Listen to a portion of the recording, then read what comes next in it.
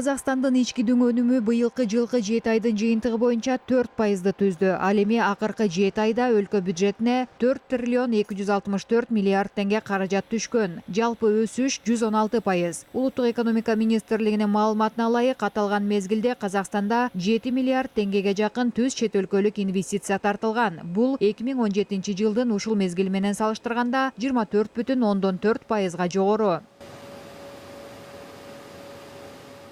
Ағымдағы жылғы қаңтар-шілденің қорытындысы бойынша жалпы Алдыдагы жылдын 3 жана теке айларынын жыйынтыгы боюнча ички дүң өнүм 4% түздү. Экономиканын өсүшүнө инфляциянын төмөндөшү, жогорку инвестициялык жигердүүлүк жана экономиканын негизги тармактарында оң динамикасынын сакталуусу түрткү берди. Эң төмөн инфляция деңгээли жыл бою сакталды.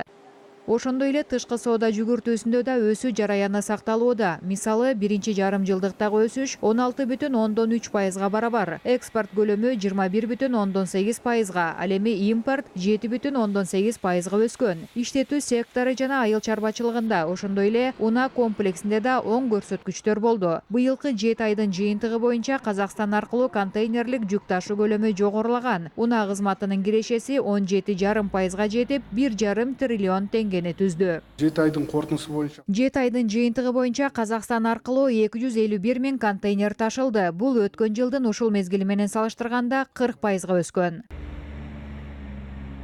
Ал эми Кытай Европа багыты боюнча 144 миң контейнер жүк ташылган. Бул былтыркы жылдын ушул мезгили менен салыштырганда 63%га көп.